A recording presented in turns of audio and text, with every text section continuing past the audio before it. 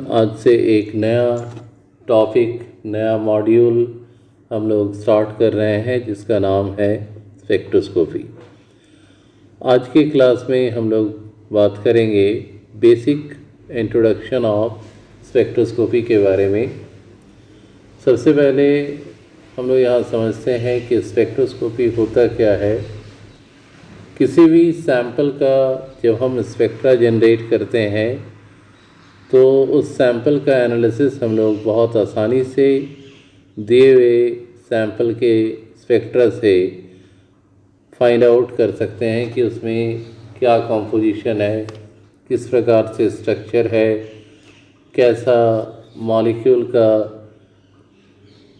Constituent atom present है। इन सारी बातों का इन्फॉर्मेशन हम लोग स्पेक्ट्रोस्कोपी के ज़रिए बहुत जल्दी डिटेक्ट कर सकते हैं in very short period of time. Spectroscopy में सबसे पहले काम क्या करना होता है, इलेक्ट्रोमैग्नेटिक वेव को स्ट्राइक किया जाता है पार्टिकल के साथ या सैंपल के साथ। तो ये इलेक्ट्रोमैग्नेटिक वेव और सैंपल या पार्टिकल के बीच में इंटरेक्शन होने के कारण कंस्टिट्यूएंट पार्टिकल के एनर्जीज़ में कुछ चेंजेस होते हैं और वो चेंज स्पेक्ट्रा के फॉर्म में जनरेट होता है। और इस स्पेक्ट्रा का स्टडी करके दिए हुए सैंपल में प्रेजेंट सारे कंपोनेंट को हम लोग बहुत इफ़ेक्टिवली फाइंड आउट कर सकते हैं। और सबसे इम्पॉर्टेंट पॉइंट स्पेक्ट्रोस्कोपी का ये होता है कि इससे हम दिए हुए सैंपल को जो एनालिसिस है very short period of time में कर सकते हैं, जो कि क्वालिटेटिव या क्वांटिटेटिव मेथड ऑफ एनालिसिस से कर पाना लिटिल बिट डिफ़िकल्ट होता है। और प्रत्येक सैंपल, प्रत्येक मॉलिक्यूल या कंपाउंड, सबका स्पेक्ट्रा जो है यूनिक होता है, जिसके कारण दिए हुए सैंपल का या किसी भी ऑर्गेनिक मॉलिक्यूल के कॉन्स्टिट्यूशन के बारे में बहुत आसानी से स्पेक्ट्रा के ज़रिए हम लोग डिटेल इन्फॉर्मेशन निकाल सकते हैं। तो स्पेक्ट्रोस्कोपी क्या है? Spectroscopy is that branch of science which deals with the study of interaction of electromagnetic radiation with matter। यहाँ मैटर क्या है? दिया हुआ सैंपल। डायग्राम में देख सकते हो कि पार्टिकल या सैंपल जिसको येलो कलर से मेंशन किया गया है, उसमें सर्टेन फ्रीक्वेंसी ऑफ रेडिएशन का इलेक्ट्रोमैग्नेटिक वेव डाला जाता है और जैसे ही ये मैटर के साथ इंटरैक्ट करता है ये स्पेक्ट्रा जनरेट करता है और उस स्पेक्ट्रा का एनालिसिस करके दिए हुए सैंपल के बारे में हम लोग डिटेल इन्फॉर्मेशन फाइंड आउट कर सकते हैं। और सिंपली स्पेक्ट्रोस्कोपी में हम लोग हर बार इलेक्ट्रोमैग्नेटिक रेडिएशन का इंटरेक्शन करते हैं दिए हुए सैंपल के साथ और उसके कारण जो स्पेक्ट्रा है उस स्पेक्ट्रा को एनालिसिस करके दिए हुए सैंपल के बारे में पता बहुत शॉर्ट पीरियड ऑफ टाइम में लगा सकते हैं। तो ये स्पेक्ट्रोस्कोपी इनऑर्गेनिक सैंपल के डिटेक्शन के लिए भी बहुत इफ़ेक्टिव होता है। ऑर्गेनिक सैंपल का भी डिटेक्शन बहुत आसानी से ये कर सकता है। और यहाँ पर एक सबसे इम्पॉर्टेंट फैक्ट ये है कि जिस मशीन से हम लोग स्पेक्ट्रा को एनालिसिस करते हैं उसका नाम होता है स्पेक्ट्रोफोटोमीटर।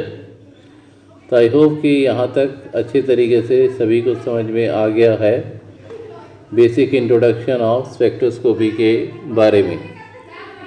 साथ ही साथ यहाँ पर थोड़ी बात इलेक्ट्रोमैग्नेटिक वेव के बारे में भी हम लोग करेंगे। इलेक्ट्रोमैग्नेटिक वेव या इलेक्ट्रोमैग्नेटिक रेडिएशन उस प्रकार के वेव को कहते हैं जिसमें इलेक्ट्रिक फील्ड भी प्रेजेंट होता है और मैग्नेटिक फील्ड भी प्रेजेंट होता है। और ये दोनों फील्ड एक दूसरे के परपेंडिकुलर होते हैं और ऑसिलेट करते हैं। इलेक्ट्रोमैग्नेटिक वेव में पार्टिकल का भी नेचर होता है, मैटर का भी, पार्टिकल या मैटर का नेचर होता है, साथ ही साथ वेव नेचर भी होता है। और डिफरेंट टाइप्स के इलेक्ट्रोमैग्नेटिक वेव्स जो हैं, जैसे कॉस्मिक रे, gamma ray, x ray, UV ray, IR, radio wave, microwave, इन सभी टाइप के वेव को हम लोग इलेक्ट्रोमैग्नेटिक वेव के नाम से जानते हैं।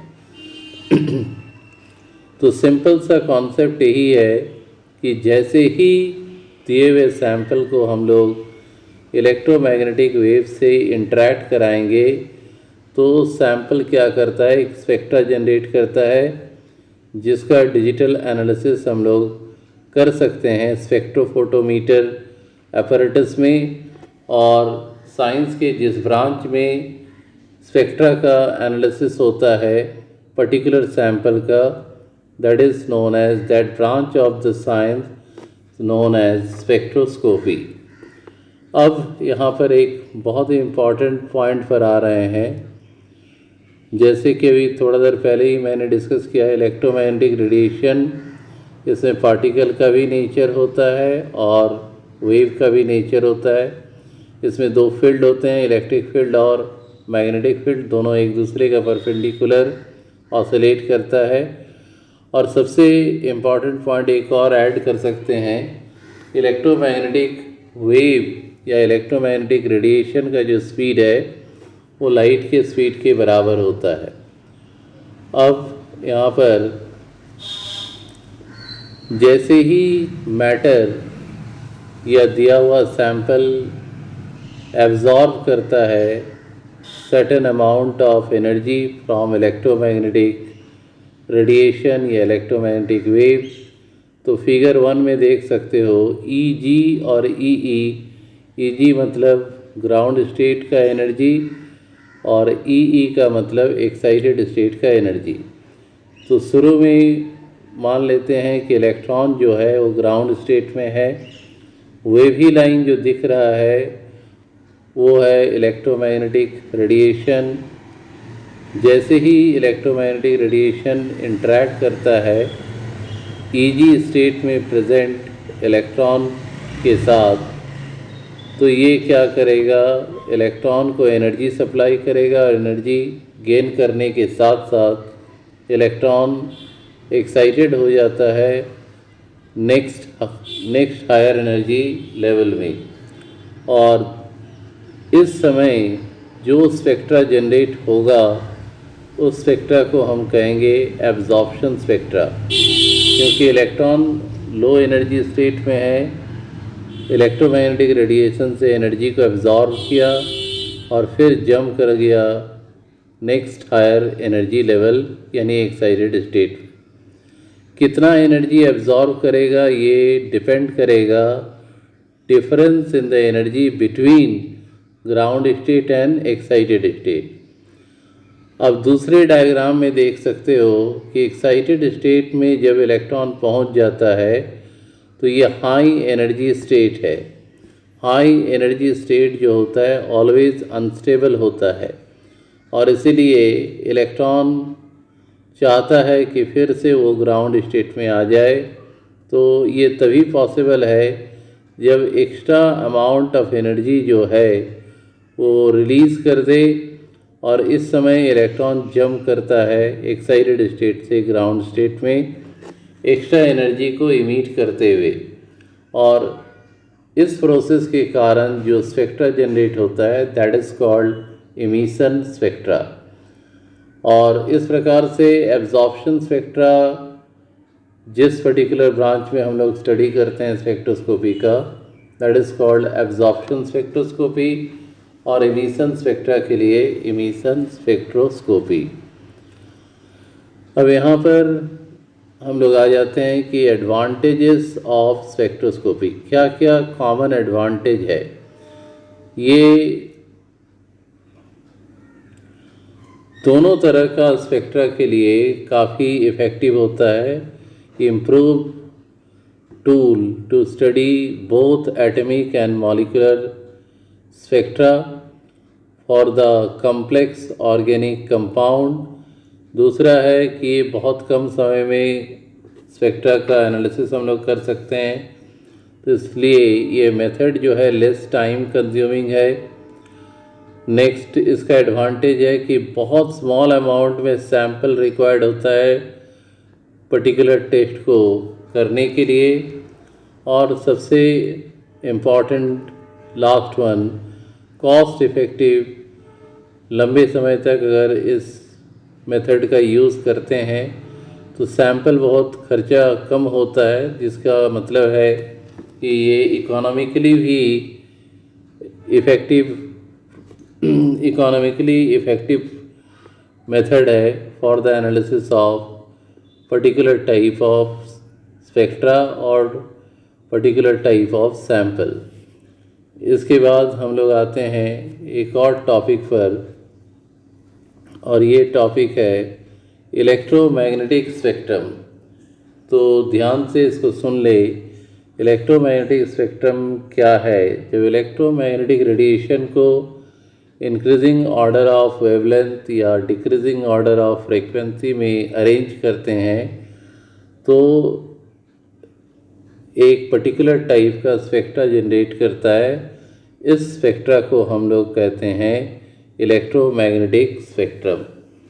तो आई होप कि आज का जो ये फर्स्ट लेक्चर है स्पेक्ट्रोस्कोपी का, जिसका नाम basic introduction of spectroscopy, basic introduction of spectroscopy में ये लेक्चर नंबर 1 है जो हम लोग अभी डिस्कस कर रहे हैं। आई होप कि सारे पॉइंट आप लोग को समझ में आ गया होगा। अगर ये वीडियो लेक्चर अच्छा लगा है तो चैनल को लाइक, शेयर और सब्सक्राइब ज़रूर करो। मिलते हैं अगले वीडियो लेक्चर में। Till then, thank you and